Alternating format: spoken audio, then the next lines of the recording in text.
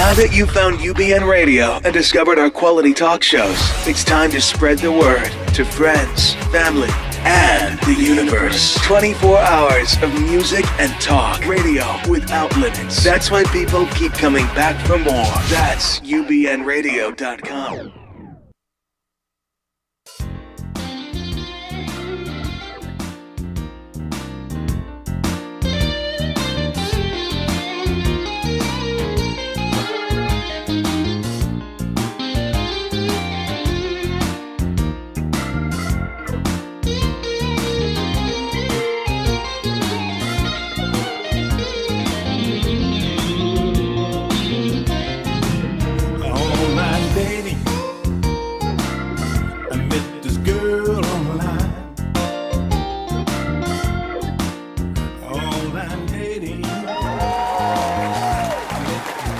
Hey, welcome back to the Larry Exercise Show. I'm back in the house. Hey, guys, I miss you guys. You guys have been really good staying in there, holding the show in there for me. Eh? And it's been you had a wonderful trip. And remember that online dating, this is my first blues song that we opened up with. It's called, Online Dating. And so go to YouTube and all this other stuff and check us out, CD Baby, and buy your boy a song, Online Dating by Larry Yates. Anyway, we have a lot to cover today. First of all, I want to thank Carolyn. Carolyn has done a wonderful job holding down the fort, and I really appreciate you guys supporting her in the shows that she put together. And we I really couldn't do this without her because she really takes care of the store when the old boy's out of town, and has been a great supporter of the show. We hope we don't lose her, but she got so much going on. I don't know where that's going to go, but whatever we do, we'll keep you up to date on it. Today, we have some wonderful guests in the house. And first of all, I'm going to say a few things. I didn't write anything down but their names because, I'll butcher up their names. And, by the way, what's up, Grenada? This election. So what I'm going to do is let me do a little bit of, distancing my guests from the things that I'm about to say, unless they choose to agree or disagree, and if they choose to make a comment on something that I say. But don't hold this to my guests if you disagree with me and if you get upset with me. I'm actually hoping I piss somebody off today. See how I was looking at you? I'm hoping I piss somebody off today. First of all, let me say to my black voters out there, and we got to look at this Donald Trump thing, what happened. And I'm going to peel this thing off a little bit to the best of my ability. We're going to spend just a little bit of time on this because we really want to go into the guest program today, so I'm going to shorten this a little bit. Man, President Donald J. Trump, how did we get him? We didn't get him because black people didn't vote for Hillary. And so we had one point where if Hillary had won, they'd have said, well, black folk cheated. And now that she lost, they said, well, black folk didn't turn out. Not true. Over 85% of black people voted for Hillary. Black people cannot carry this party on its back by ourselves. If white America and the Hispanics don't pitch in to carry this, then you cannot blame us for what you got sitting in the White House right now. That's on you. Less than 7% of black people voted for Little D. Now, let's call it what it is.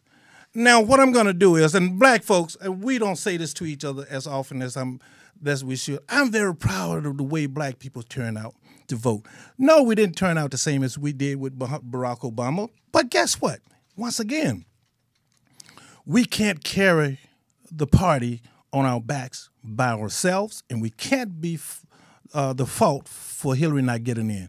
Now, let me say to my Republican friends out there, those of you that wanted Donald to win, congratulations. Congratulations, because you guys picked a winner. I didn't this time. Not as far as getting in the White House. I picked a folded hand. But I want to congratulate those of you that wanted Donald Trump in there, right or wrong. I'm not calling it that, but congratulations to you, and you guys should be proud of the work that you did. Having said, I laid this squarely on the feet of Bernie Sanders and Bernie Sanders voters, because we as black people was caught between the anger of the Trump people and we got caught between the anger of Sanders people. I had many of you that is watching this show send me emails and heard me on this show say many times that black people that came on this show said that if Bernie Sanders had got the nomination, we would have voted for him. But here is what Uncle Larry, I'm turning to Uncle Larry right now. Hello, my white friends, ladies. This is Uncle Larry. You have racism in your families, in your homes, in your jobs, and you have been able to deny it. There's so much hatred from white America out here that you can no longer deny it. And because so many of you hated Hillary, my phone and email has been burning up with the very people that I talked to for over a year. Don't put so much hate words and energy out there behind Hillary and then go vote for her at the last minute and not understand the consequences of your words because you put that negative stuff out there. Many of you, I would ask you, why did you hate her? I don't like her hair. I don't like her shoes. Some of you didn't even like the way she laughed. You called her bitches and you called her all of these things. And now you're crying because what you, white America, has done by putting this animal in the White House. And this is one of the biggest things you did. You let the country divide white voters. And I end this show for 3 years I've been in, 4 years, I end this show that a nation can rise no higher than it elevates its woman. White women did not want to see a white woman in power. You rather have a racist, misogynist asshole in the White House. And that's what you got. Because those of you that refused to vote, you still voted for him. Those of you that cast your vote for the third party, you still voted for him. Those of you that sit there and spread all of this hatred about Hillary Clinton, you still got there. But guess what you did? You sold your grandkids down the tube. And trust me, you will see this. And this is Uncle Larry now. This is Uncle Larry. I'm saying from love. I love you. And you know how we like to talk about love. Well, Uncle Larry giving you a little bit of tough love because this is something that as a black man, I'm not supposed to say about white people. Especially on a liberal show and a show like this. I'm not supposed to say that, but guess what? This is Uncle Larry. Go ahead, fire him, push him under the bus. But the fact of the matter is you got a Supreme Court justice going to try to get rid of women's right to choose, women's right to earn fair wages. The gay community is going to suffer behind this. And deregulation, where you had lead in Detroit because of deregulations. Now these big companies are going to have a field day with deregulation. So this is something that you got to deal with. And you can't say African American didn't stand up and try to stop it. Now, I know many of you, and remember, right now I'm being Uncle Larry. I'm just being, give Uncle Larry a hug. Don't be upset with him now. He's just telling you like it is. Anyway, I spent a few minutes on that, and I'm going to introduce this panel here, and I think we're going to enjoy this. And I'm sure some of this is going to tie into this, but they had no part in my opening monologue. You guys know how I am. I'm a very shy and innocent. It's hard for me to speak my mind every now and again. But I have this young lady, Shavonda. Yes. Shavonda, here's what I want to do. I want you with that beautiful, beautiful smile. Look how gorgeous this sister is. Look at this. And this is on the Larry Yates' Ear Show. Oh, my God, you're making me feel good. And she's highly intelligent. You're about to see that. Introduce the panel to the audience and tell us what your organization represents. Okay. I have with me Harold Turner, who is the... Welcome, Harold. Can we get some applauses here?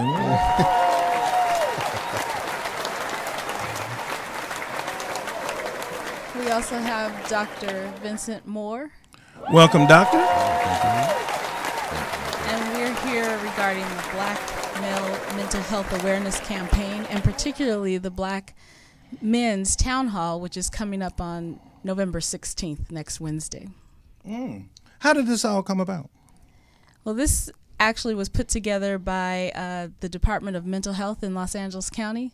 They put out an contract basically wanting to see the issues of black men being dealt with from the perspective of their emotional health and understanding the trauma that has come persistently over the years. And there's been violence, racism that has really devastated the community, and especially black men. So we're trying to deal with that. How did you get involved in all of this? I actually am the consultant on that effort. And See, so, I had to see how I had to get her to come out with that. Tell us about that.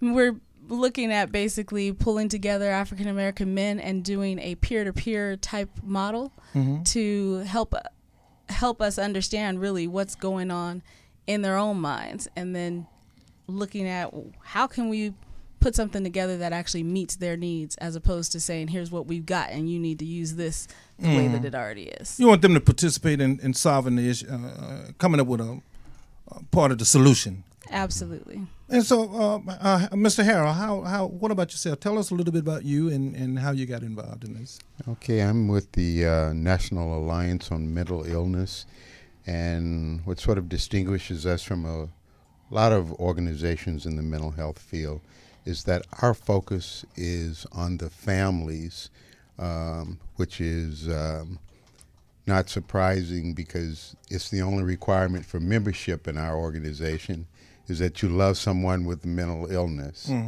So I came to the organization the way a lot of, virtually everyone in the organization comes. My daughter was diagnosed with paranoid schizophrenia when she was in college. So that started my journey down the mental health field. So again, I say our focus is on the family. How's your daughter doing now? She's doing terrific now. Well, it's wonderful news. It's been a long journey. Journey. It's been a tough one, but we've navigated it, and now we want to help other families navigate it. So when it comes to mental illness, what we say is, it's really an illness of families. One individual may have the diagnosis, but the trauma is to the entire family. Wow. So, and do you see an increase in mental illness, or just we're finally waking up to see the impact of it, or the numbers? Well, I think it's always been there in some form. I think there's certain stressors in modern life that will make it more prevalent. But there's always been mentally ill people.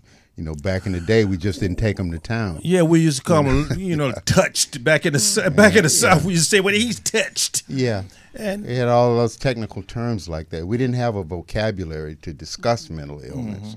Virtually everything we know about mental illness, we only know since the 1980s. Well, in the African American community, we didn't grow up with doctors or lawyers or therapists or psychiatrists in our communities, and so even going to see a psychiatrist or a therapist was taboo to us in so many ways. It was because I guess across the board it was so much shame or embarrassment attached to having a loved one that had the symptoms of mental illness or were going through it, and so we relied heavy on the church to kind of fill that void, but oftentimes the church wasn't equipped for that. And then when the church was not equipped for that, and unfortunately we have the police department to get in to substitute for what we need in our community for just something as simple as mental illness. So having said that, Dr. Moore, tell us a little bit about yourself and how you got involved in this. Well, I'm a senior pastor of Messiah Full Gospel Bible Fellowship and the president of Messiah Food and Nutrition Foundation. We're a ministry that works in the streets, right? The majority of our congregants were homeless or drug affected, or had some prior problem with the law, Excuse me just for a second, Jarvis, Now, how is his mic coming out? Okay. Yeah, our ministry stretches from South Central Los Angeles down to Skid Row, and so we teach, serve, provide resources in both of those locales. I ran into Miss Christmas quite some time ago, and she and I have sort of been brought together on this subject, through another individual who's sort of my father in the ministry, Dr. Kenneth Green.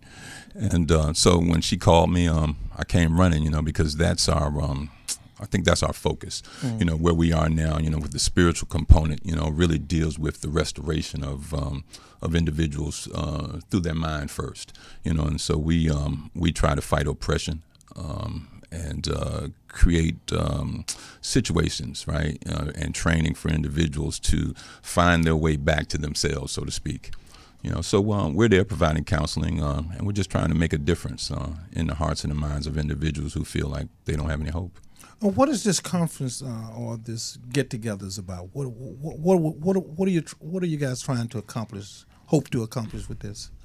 Well, one of the main things for the town hall is to bring together a diverse group of African American men, and I say African American, and we use that interchangeably with Black, but really what we're looking at is the profiling. The profiling fits a particular skin tone. And it doesn't have to be that that person is an African American, but if they look such, they're targeted. And so we know that, through from early education on through to, lifestyles, getting jobs, and being able to do the things that should be protective and also provide you with a decent living. When you experience so much animosity through those processes, you're going to have a depressed lifestyle. And because of that, we need to bring people together, begin to help them understand, oh, I'm not the only one experiencing this. I'm not the only one thinking about this. We can come together and really learn from each other and put an agenda together, have something that we resolve together is the mechanism for beginning to make progress towards excelling as a community. What motivated you to get into this? I have always had a deep love for African American men, and am very passionate about them excelling, because when I look at an African American man, I don't necessarily see a empty soul, but I see one that is so creative and also endowed with intelligence and things that most people pass off as, that's just dumb stuff. They're just playing games. But I see what has been instilled in them, and I believe very strongly that if we pull that together, we would have not only bright, strong African American men, but we would also have a community, because women will follow, the children will follow, if the men will take their leadership position and lead us. I think one of the things in our community is one of the hardest phrases that I have come across when speaking to Black men is that we were conquered, and we come from a conquered generation, and part of the psychological damage that has been done to us that has lasted through cellular memory, moving on and pass it on from generation, because we were defeated and we were conquered. And now a couple of hundred years later, finally coming out of the total defeated mentality, finally coming out of the total conquered mentality, that there's a level of breathing room here that many of us subconsciously don't even know what to do with. Many of us subconsciously don't even know what to do with some of the spiritual and mental freedom that we have, because we still have the memory of being a conquered people. And would you like to elaborate on that? I'm going to totally agree with you. Part of the perspective that we take at Messiah, and part of my perspective, is that African Americans, Black people, have a unique emotional history, of dysfunction, in that we have suffered and have been instruments, right, of oppression. And so there are concepts that live in us that are unique to us. For instance, when I look back and I think about, growing up in Virginia and all, and I think about, the friends that I hung out with, and we wanted to work, right? But the concept of work was historically one where everybody else benefited from it except us, right? So when it was time for us to go to work, we didn't want to work, right? Because the concept of it by itself had been hammered into us, right? That work was something for somebody else, you know, and that thing by itself, along with other. When I think about us as Africans, I think about a woman per se who is in a relationship where she's being abused by a husband, right? And year in, year out, right, she's facing that abuse, and she has a baby, right, that's born into the same abuse, right? And then that baby has a baby that's born into the abuse, and that baby has a baby that's born into the abuse, and that baby has a baby that's born into abuse. So what they knew about freedom prior to the abuse, right, now they're born into it. And they're at a point, right, where, like the Bible defines freedom, you know, as the ability to be able to release your gifts and talents and abilities, but the Bible is a book about freedom, but freedom in biblical terms is like a two-part process, you know. So we had like a Moses go in and physically deliver the people from bondage, but then he had to pass the baton to another cat named Joshua, right? And Joshua's job was to take the bondage out of the people. It was as if the people had stayed in bondage so long that the bondage had gotten in them, right? The Bible says, woe to the day when the slave becomes king, because he'll turn the kingdom into what he knows like slavery. Almost like the brothers who stay in jail too long, you know, and jail operates on a different wavelength, you know, with a different means of operating, right? And then they come out into the street and can't function in normal life, right? To me, that's like us. That's like African Americans. At some point in time, right, there has to be some undoing of what we think is right that is really wrong. You know, the Bible says, woe to them who call good evil and evil good. So I think there's a misprogramming, a miseducation. George Carver said, you know, there was a guy named Dr. Bobby Wallace who coined the phrase menticide, you know, the mental destruction of a people. I think that we have been programmed to a certain extent, right? And that programming is you know, it's winding down. But like you say, you know, there is no place for us to go. We don't have enough leaders standing up, enough freedom fighters, right, to point the direction. You know, where do we go now with our minds? Where do we go with our concepts?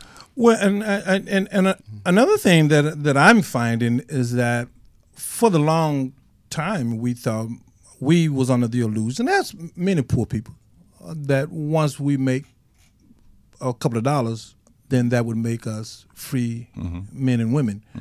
Of course, Bill Cosby and Michael Jackson and all these guys have found out that is not true. You're still black. Absolutely. And so growing up, and I think you made a great point that, because I grew up on a sharecroppers where my father and my father before him, they worked for the landowner, but they didn't benefit from it. All the money went to the landowner, and by the end of the season, they were still in debt from little things like getting sugar and salt from the local store. How could you be in debt? But they weren't stupid. They just couldn't read and write. Yeah. And then down the road you had Peckerwood Johnson with a truckload of good old boys with rifles and dogs and stuff. So you didn't get too far out of that little corner that you grew up in. And so the psychological damage that did, and I watched my father go through it, was incredible. So when you get an opportunity now that I don't have to work, but if I'm gonna work, I want to work for myself. Yes. And that's kind of the mentality that I hear you talking about. Mr. Harrell, would you like to step in on that? Yeah. Well, you and that, look, I got to tell him that he's from my country. Yeah. Mississippi. I can say that. M-I, crooked letter, I. Back to the spelling. So your thoughts on that, Mr. Harrell? Yeah, I mean, you know, you can't enslave people without dehumanizing them first. You know, you have to create in their minds and in the minds of others the idea that they are subhuman or non-human. You know, these were not slaves. These were African people who found themselves in the condition of being enslaved. I like that. We cannot buy into the fact that they're slaves. You know, that is buying into the same thought processes that enslaved us in the first place. You know, I actually like that because in psychology and cognitive thinking, is a lot about rephrasing and reprogramming the mind from negative words, because words have power, like I was saying about Bernie Sanders people. Yeah. So when you hear Donald Trump say he's going to make America great again, what does that bring up in you? look at Doctor down there. I'd ask him to define what that means. You know, I can speculate about what I think he means by that. You know, and that harkens back to a time that a lot of us wouldn't consider so great. Right. And he wants to return to that because the larger society many times sees this as a zero-sum game. If anybody gets anything, somebody else is not getting something. So whatever you get, you're taking from him. Well, let me interpret this in my white listeners. This is Uncle Larry stepping in. What he's saying is, there are many of white people that feel if a black person succeed in something, he took it from a deserving white person, and that deserving white person didn't get it, no matter how hard the brother or the sister worked for it. This is Uncle Larry now. Give me a hug. There you go. I'm sorry. Go right ahead now. Yeah, and so you know that thought, and we've seen it play out in Supreme Court cases and everything else. You know, all of our attempts to right historic wrongs have been undermined by that very idea. But as long as they control, you know, the conversation, that's how it'll always be. Because, you know, we have to have the whole conversation. You can't have just parts of the conversation. Well, and therein lies the problem with America as a whole. Yeah. There are certain things that America and I can honestly say, not in the cliches, I have a white friend. I really am so blessed that I have some wonderful white friends. I have some friends that are Republican. I have some friends that are conservative. I have friends that are liberal. And many of them have never had these conversations before. And it wasn't until the police video of all of the killings out there that many of them really got a clue to exactly how serious it really is. Yeah. And then going back to that, I think this tie into, and many of the young African-American men that have been shot and killed was mentally ill. Yeah. And some of the sisters that was beat and killed, they were mentally ill. So talk a little bit about that. Whomever want to step in there. I think that, you spoke on cellular memory. I mean, when you consider, right, us coming to America, being brought to America, right, and families being separated, right, we being dehumanized, being 3/5 of a man so that we were chattel, right, just to step up from cattle and being bought and sold. I think, when you think about men, families, right, they're split up. The men are taken to another place, the women to another, right? The men are made to have sex with different women to be able to repopulate, the whole plantation and all, right? And I think that the behaviors that were born out of that for hundreds of years, right, are stuff that still exists in our cellular memory. I think there's some unique dilemmas, right,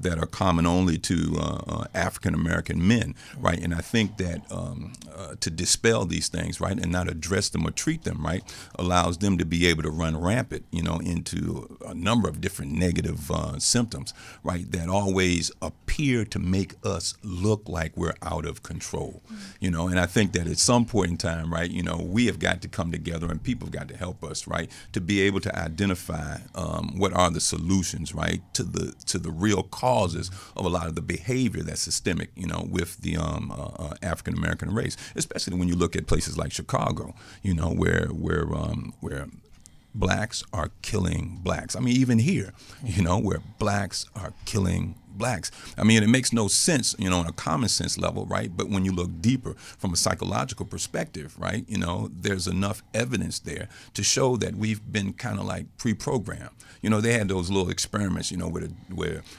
psychologists would take a dog and tie him to a stake and then put food, right, the stake with it, and put the stake and have a chain to it that's 5 feet long, but the food would be set out 6 feet, and the dog would be hungry and go run out to the food, you know what I'm saying, and couldn't get it and choke. And every time he's hungry, he'd run out, you know, and he'd try to get to the food, right? Then one day they take the chain off of the dog, right, and bring the food into a place where he could get it, but he doesn't even go to get the food, right, because the pain has already conditioned him. I think in many instances, right, you know, we're living under that kind of a thing, you know, and it's going undiagnosed, you know, and as a result, it's running rampant. Let me say something to that, and feel free to jump in anytime.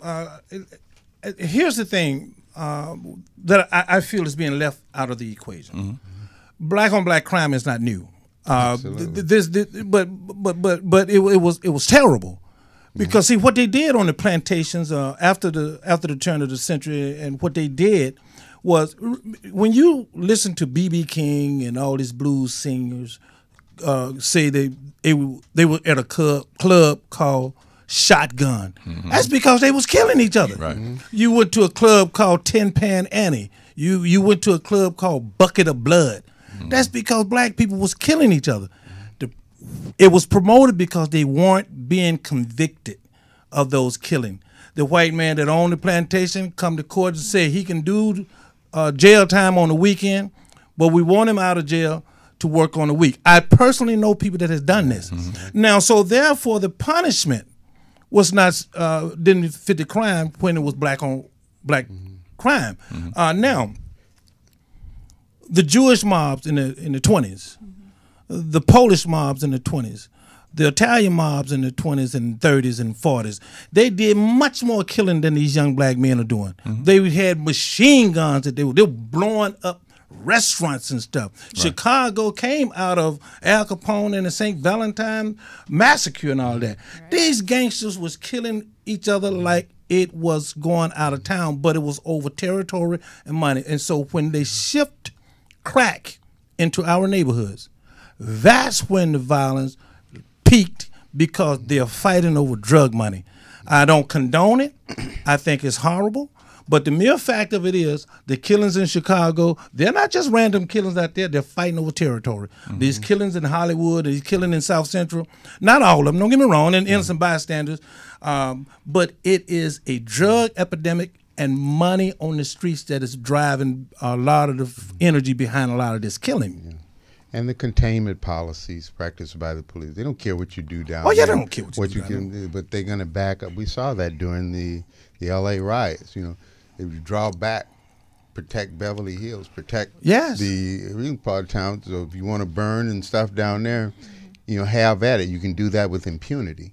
You know, but, you know, what we have as black people have to, I think, stop adopting what in the mental health field they call maladaptive coping strategies. Say that again. It's maladaptive coping strategies. Okay. These are things that don't really get you what you want, but they provide you with some temporary relief. Okay. You know, I want to, you know, have a better place for my kids, but, you know, I'll sell for this Cadillac for now. Yeah. You know, kind of deal, you know, and put resources and time into that. You're going for showmanship rather than absolutely. You know, we have to, you know, putting all of our efforts into symbols of the life we'd like to have rather than actually, you know, Shavonda, you're a little quiet over there, young lady. I'm a thinker, not a talker. We know that. I definitely agree. I think the temporary satisfaction or gratification of people really is impeding us from making progress, because you can't live in the vehicle that you love so much. Yeah. You have to take care of business and actually make progress. Drive a beat up Volkswagen, who cares, as long as you are making progress towards that goal that you and your family have set.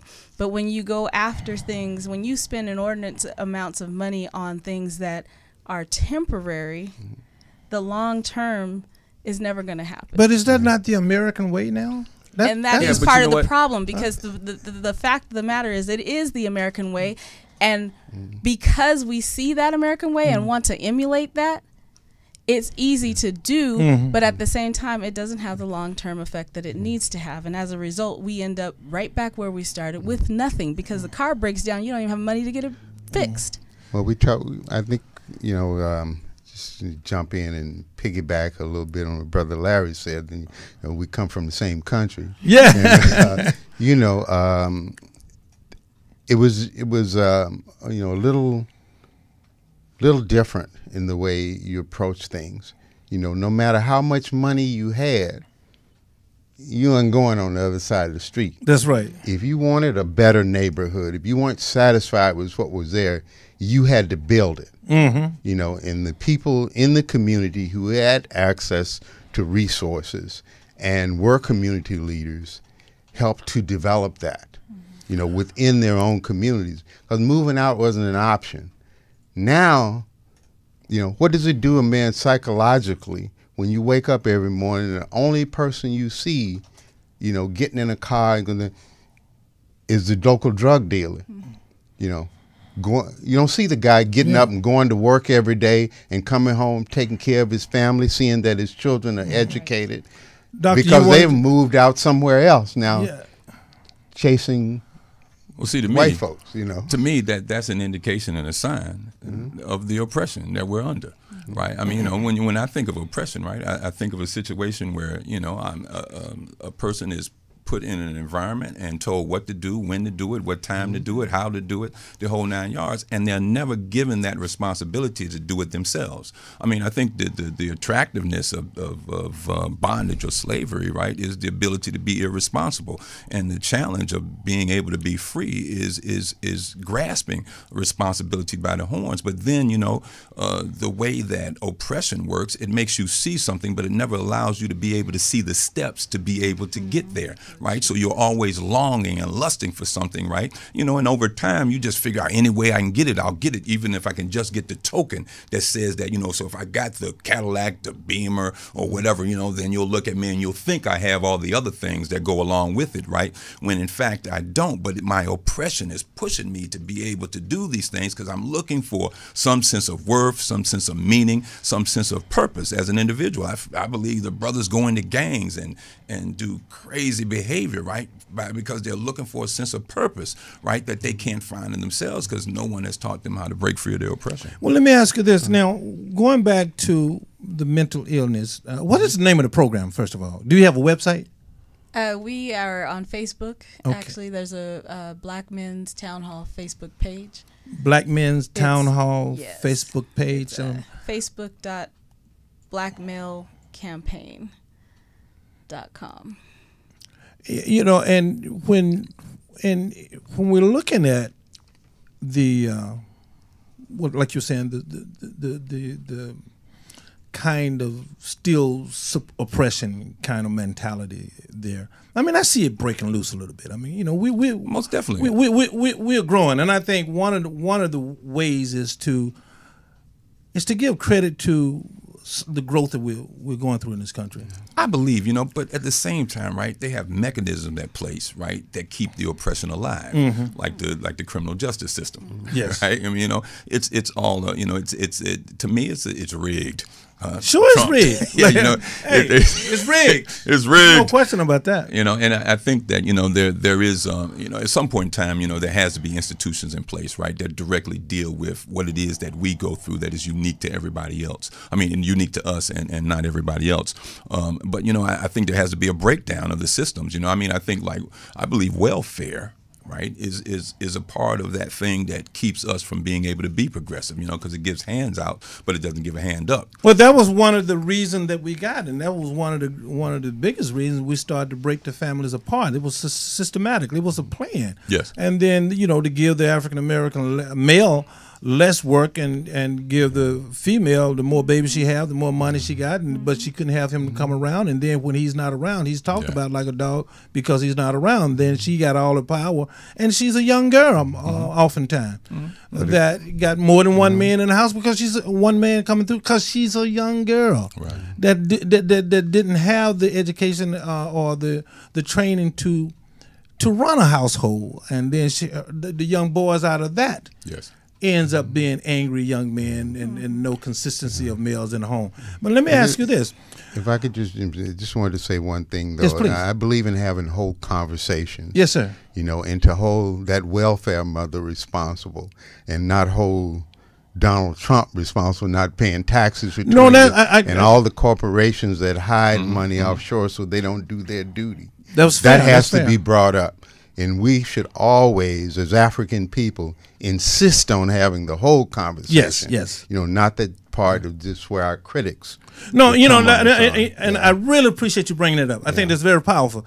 A lot of times you'll see me cut through because of the sake of time. Yeah. But that was very powerful. Absolutely. But the mere fact that we cannot deny that we had young women in our community that was encouraged to have babies because they didn't have to worry about having a man at home that she could have these babies, and then any man came around had no power over her because all she had to do was call the police to get his ass kicked out of there.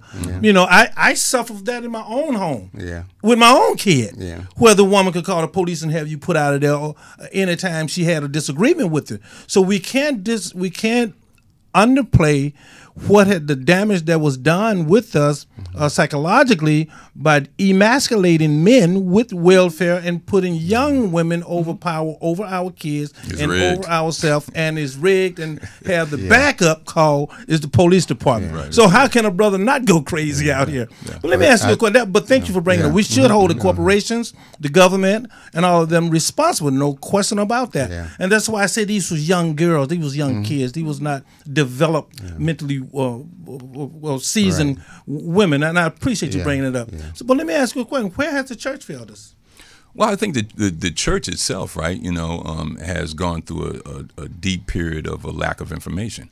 I think, when you start looking at the church, say, post-slavery, right, I mean, the concepts that were given to us as related to what the Bible was really all about were all traditional, right? And many people, very few people even ever actually read the book, So, I mean, I go around today and I ask people, what's the Bible about? And, it's like, oh, well, do good, and when you do good, God will bless you and you'll go to heaven when you die, right? And that's not the book at all. When you look at Matthew, the 10th chapter, verse 34, Jesus said, I came not to send peace on earth, but a sword. He came to start a rebellion, right? Because of the oppression that was going on earth. You know what I mean? The concept of the Bible is not the concept of a religion as much as the concept of a governmental system. Jesus came to bring a kingdom.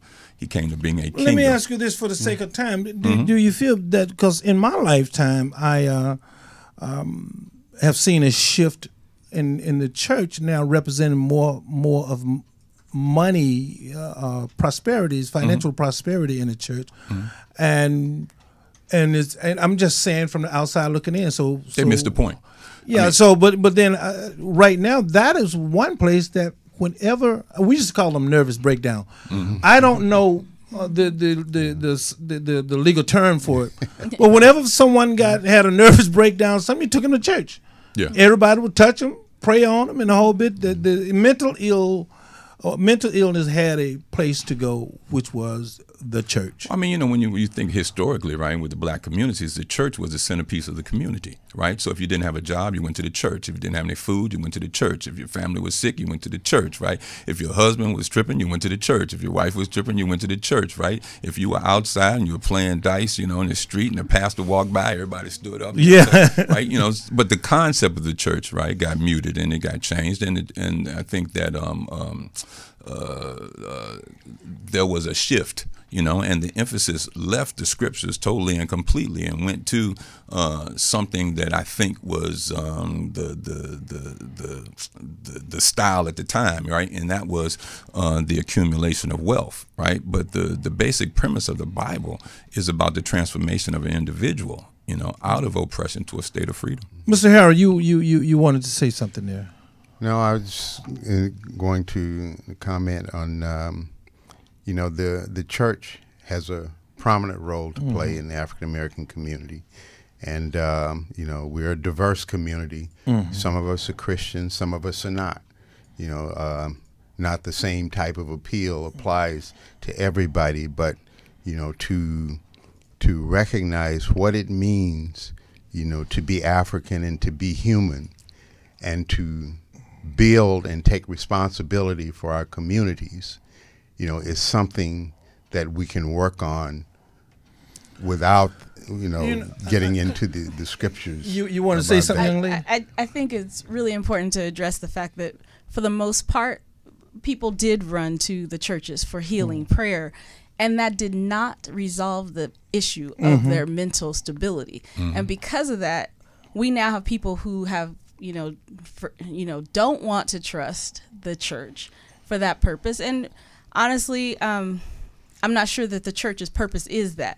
But at the same time, if the church pushes them out to a therapist who does not understand his culture and understand his being, then at the same time, you're still not meeting the needs of that individual. We have to come to a place where we understand who the whole person is, spiritually, physically, emotionally, so that we can actually meet that mental health need.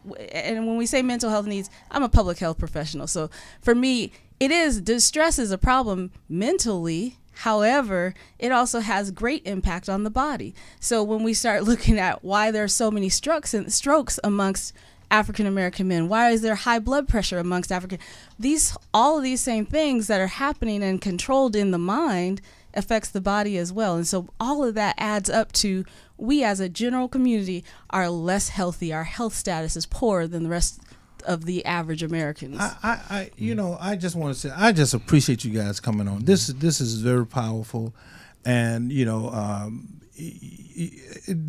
is one of the reasons we decided to do this show, so we could reach out and be a part of the community. And anything that we can do here at Larry Yates' Ear Show, anything that I can do, get me involved and pitch me, thump me upside the head and say, come on over here and help do something. Get from behind this mic over here. And I'd be glad to participate in any place you guys can see me in.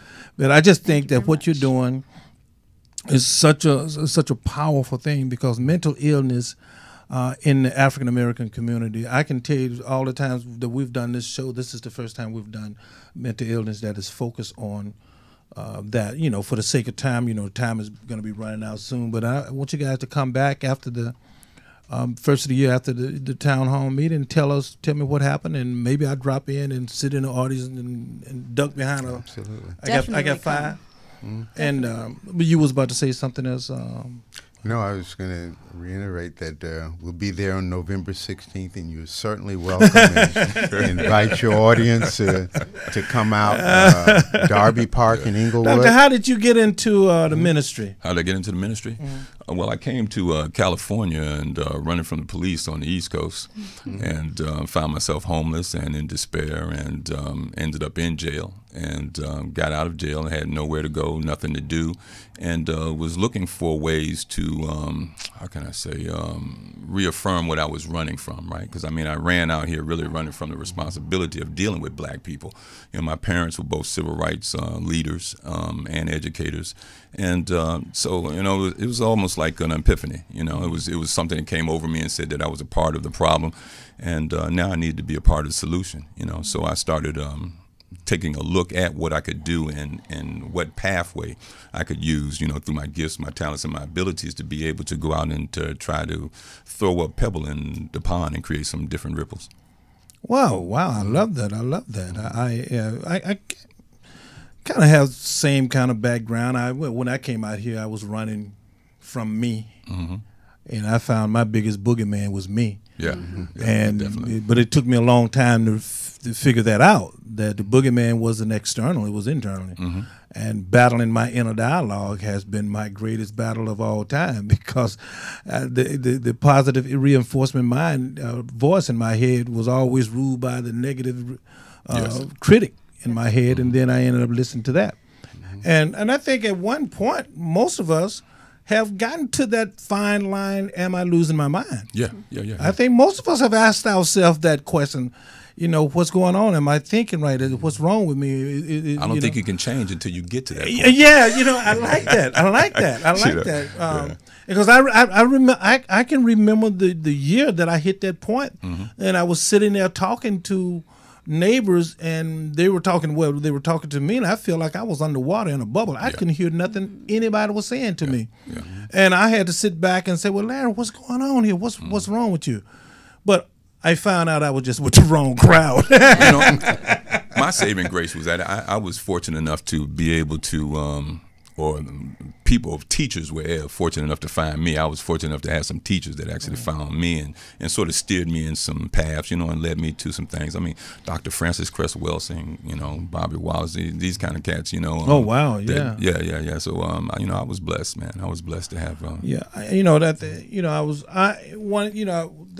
But in all jokes aside, one of the things that I was so blessed, I was able to travel around the world, and I say this as an encouragement to people coming from Mississippi and young people that's watching this show. Many of you know coming from Mississippi, and I ended up working with two projects with Tupac, Smokey Robinson, Marvin Gaye, James Ingram, traveling around the world with these guys, and I've been incredibly blessed. But the one thing I encourage people to do is do what Doctor just said. When you get to that point that when you made the statement about, it was so powerful, so I'm trying to find it. Until you get to that point that you don't know who you are, and then you can't move on. And that is a very powerful statement. And once I start to listen to older people, now I'm the older person in the neighborhood. Ain't that funny? Then once I opened them, then people saw something in me and said, "Okay, come over here with us." But until I found myself, they weren't going to do that because they could look at me and tell I was lost.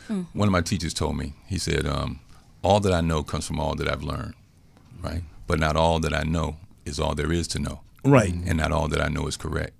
So I can't stop learning. And we got how much time now? This is going about 2 minutes. Well, here's what we're going to do.